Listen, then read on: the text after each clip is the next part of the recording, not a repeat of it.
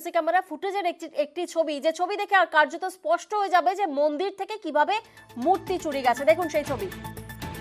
ঘটনা খড়দার সাঁকারিপাড়া এলাকার, যেখানে সিসি ফুটেজে ধরা পড়েছে সেই চুরির ছবি। মন্দির থেকে মূর্তি চুরি গেছে।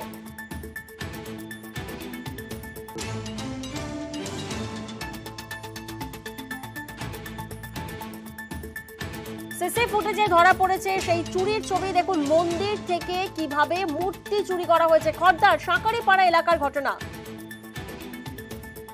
দেখুন প্রথমে ব্যাগ নিয়ে এলেন আর তারপরে দেখুন ব্যাগের মধ্যে মূর্তি নিয়ে রীতিমতো পালালেন।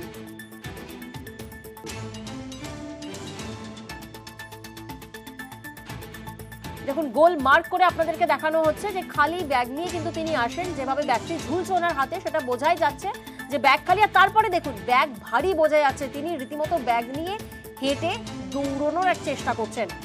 খড়দার সাঁকারিপাড়া এলাকার ঘটনা, যেখানে সিসি ফুটেজেই ধরা পড়েছে এই চুরির ছবি। মন্দির থেকে মূর্তি চুরি গেছে। যদিও আপনাদের জানিয়ে রাখি, রুইয়া এলাকা থেকে চুরি যাওয়া মূর্তি উদ্ধার হয়।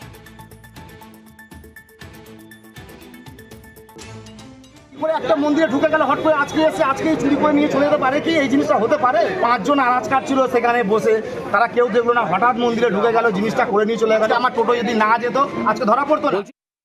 এসে আরতি করবো, দেখি ঠাকুর নেই। 500 বছরের মন্দির, লোক ছিল ওখানে অনেকে, ওরা বাইরে বান্দায় বসে আছে, ও নাকি যাচ্ছে আর আসছে।